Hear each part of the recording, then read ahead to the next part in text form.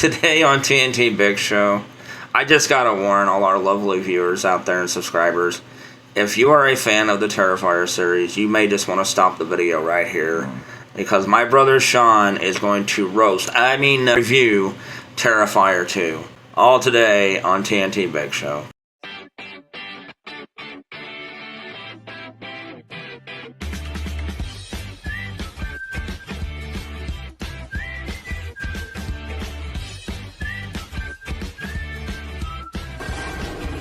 Hello, ladies and gentlemen. This is me, Michelle and Tackett.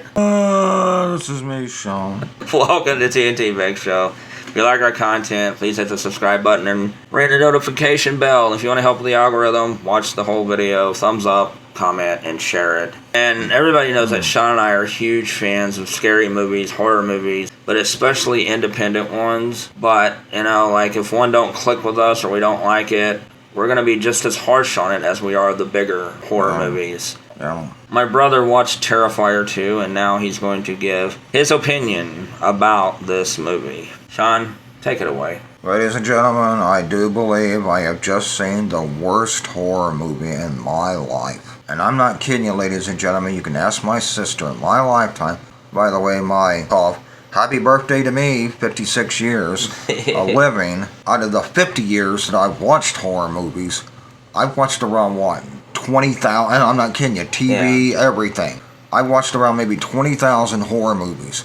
This is the absolute worst one that I have ever seen. Yeah, and it's not one of those it's so bad it's good. No, it's not a good campy one like, for me, Attack of the Killer Donuts. Yeah. I know you folks think that sounds dumb and ridiculous, but watch it, you'll laugh your head off, I promise. But its director is Damon Leone, writer Damon Leone, and the cast is Lauren Lavera, who plays Sienna, the star of the movie, David Howard Thornton, who plays Art the Clown. There's other people in it too, and Elliot Pullman plays Jonathan, the younger brother of Sienna. It's just, I cannot believe how bad this movie is. And boy, is it overrated.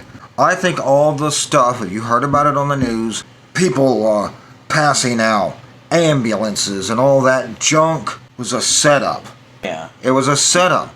Because I was expecting the worst, folks. I was. With the gore, I thought it was going to be way extreme. And for those of you who know what gory movies are, if you know what I'm talking about, Tokyo Gore Police, a Japanese wild, crazy action movie, horror movie. Peter Jackson's 104 uncut minute of the original Brain Dead, and even his cut version, at least in the States, at 97 minutes, Dead Alive. All three of those movies blow this movie away when it comes to gore. Yeah. They're like, it's the goriest movie ever. No, it is not. No, it's not. I mean, I admit it's gorier than some movies. Yeah. It is, Well, it's gorier than most mainstream movies. Yeah. I'll say that. Yeah, but a lot of indie movies, it can't even touch them. Yeah. I mean, and what really disgusts me is, I thought this movie, like Peter Jackson's Brain Dead, would be wall-to-wall gore. It's not. Yeah. I mean, it's over 2 hours long, and there's just a lot where nothing happens. Absolutely nothing. And normally that wouldn't bother us, but when the characters are so dull. If a movie asks me to laugh and enjoy at people suffering, I'm not going to do it. I'm not either. That's just disturbing. That's disturbing.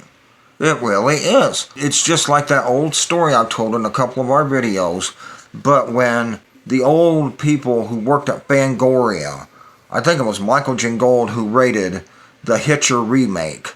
Yeah. And he talked about the original Hitcher when, spoiler alert, I'm going to give something away. Yeah. There's a scene where Rutger Hauer, one of the greatest performances that he's ever put on, a great villain, he was going to pull this guy's girlfriend apart. He had her tied to 2 trucks. And when he did it, you didn't see nothing. But people, when I was in the movie theater watching it, there was silence and a gasp. We were all in shock that he did that. In the remake, they showed it in all its glory. people were laughing, cheering, hollering. The editor, the reviewer of Fangoria magazine said, Jingle. yeah, he got up and left because he could not believe people laughed at that. I would just move away from the people who did. I would be like, okay, I'm not sitting by you bunch of psychos. But see, I think that's the problem with today's world, Michelle. Our society is so desensitized to all they see on TV every day is news glorifying Palestinian kids and stuff getting killed, brutalized, and when people see it, it's just like, we've seen so much of this on the news and stuff. We're not shocked by it anymore. When you see something like this in movies and stuff, they think it's fun. They think it's entertaining. Because I will use this, and I know I'm not trying to offend any of you ladies, but you say, well, I like laughing at gore and stuff. Okay, well, let's throw you this then. Do you laugh at women getting raped? What's the difference? Yeah. I mean, I know killing's worse, and it is. And rape is horrific, though. It's like getting killed, though. Yeah. It's like a woman dying inside. So do you laugh at that? Yeah. I mean, no. So why would you laugh at someone dying, getting tortured to death, which is what they do and what he does in this movie? But it's even worse in movies like The Hitcher and them because it's not meant to be funny.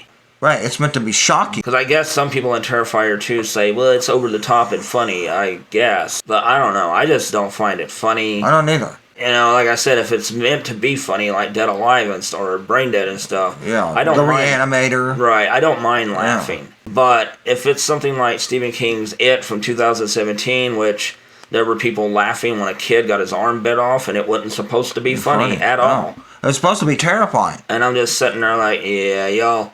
Somebody called the paddy wagon, that y'all need to... Y'all need to be put in a mental institution. Yeah. I'm sorry, that's just... Because you can ask my sister, I have to repeat this again. All my lifetime, there is not one horror movie where I've ever rooted for the villain. Yeah. Ever. Yeah. I always root for the victims. Yeah. Always. Well, okay, I had to take that back. And it's very rare that it happens when Jason, I don't remember, was that... Takes Manhattan or something. Takes Manhattan. He kills a rapist. Yeah. Okay. Yeah. Yeah, but he killed a rapist, though. Yeah, I mean, I'm just saying, when something like that happens, when you're killing innocent, and there are kids in this movie that get brutally killed. Yeah. And people laugh at this stuff. It's just like these people who laugh when little babies or animals fall and bust their heads and bust out crying and stuff, and they laugh at it. Man, this is great. There's something mentally wrong with you people. Yeah. But anyway, and the ending was so dumb. It's just the performances were just stale. They were just so boring. And I'm not blaming a lot of the actors because, like I said, that girl, she's in a couple, I can't remember the names of them, I'm sorry. But she's in a couple of good horror that look fantastic. She looks great in them. So I'm not blaming her. Bad writing can ruin good actors. Just ask Hugh Jackman with Van Helsing, that's the best actor in the world, and yet he was sunk. Yeah, but, I mean, if you people like this garbage, you can have it. I'll take the stuff like Skinamarink, A Quiet Place, Psycho, the original Halloween, Imaginary. Yep. Like I said, don't get me wrong, I'm not saying, so you hate all gore. I don't like gore, but I can put up with it if the movie has a storyline, plot, good characters you can care about and stuff, like Malignant. Yep. I can put up with the gore and stuff for that. Yeah. It just breaks my heart that a lot of people will jump onto horror movies and stuff just for being slow building. They're called slow burn horror movies. Right. Right. I love those. I mean, they're supposed to be a slow burn. What did you expect? Yeah, it's not a roller coaster blood and gut ride. And like I said, we want it to be like Terrifier 2. Watch the movie instead of giggling like little all you guys probably watch is the gore scenes. Oh, yeah. There's so many long pauses between the gore scenes. I mean, it's just like the movie's just so boring. It is. It's so lifeless. I mean, I could have been like, if the movie would have had good jokes and stuff like that, it would have been... Characters you care about? Yeah, I would have been laughing at it, Yeah. I mean, but it didn't. It was just a long, boring slog. That's all it was. With mindless gore, and it wasn't even memorable gore. It's just your typical slashing up and everything. And for those people who call Art the Clown, they compare him to the high of Freddy Krueger. Yeah, that's a gagging joke. Yeah. There's no way he could even touch Freddy's fingernail files. No. No way. Heck, I won't even put him with Pinhead, Jason, Chucky. No. I mean, the rats from Ben and Willard. He's just a lousy character. He's just a shock value character, and he does nothing for me. It's like the way a lot of people get a kick out of the shock comedians like Dave Chappelle or Ricky Gervais. There's nothing to their comedy. They just want to shock people. Shock value, yeah. And people are so much into shock value. That's not entertainment in my eyes. And now it's with movies. They love Art the Clown and stuff because, like, oh my God, did you see what he did? And I'm like... And Winnie the Pooh, Blood and Honey. Yeah, haha, let's make fun of a children's classic tale by making it a bloody, gory horror movie. How original and how many brain cells did you use to make up that ideal? One? Exactly. Sorry, that just makes me mad. Yeah. I like original content. Exactly. Like they're too lazy to make new content, an original idea. They just want to hawk off stuff and everything, and, you know, just take ideas that are not their own. Well, we're just too damn lazy, so we'll just tear a childhood favorite memory to shreds. Yeah, that's pretty much what they do. And it's despicable, and it's sad. What is your score, Sean? I give it a Tears of the Kingdom Korok Seeds. Huh? When you find all the Korok Seeds at Turok Kingdom... Art the Clown, new horror icon. If he is, then man, there is none in horror movies now. And if you like this garbage, you can like it. And you love laughing at this stuff, I do suggest you check into a mental hospital. Yeah, I mean, it's one thing to like the movie, but if you're laughing at people, you know, rooting for them to die, I don't even want to be 20 feet in the same room with you. I don't. This is me, Michelle Nantucket. And this is Sean. Have a good one.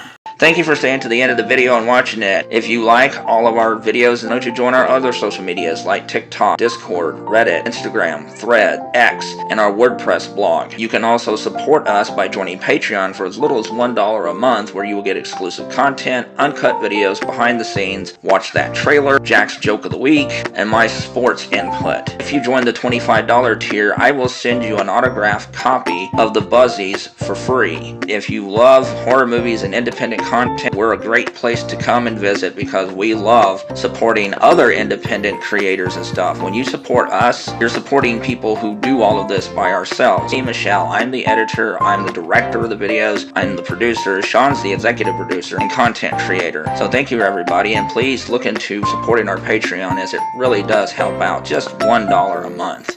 Thank you and have a wonderful day.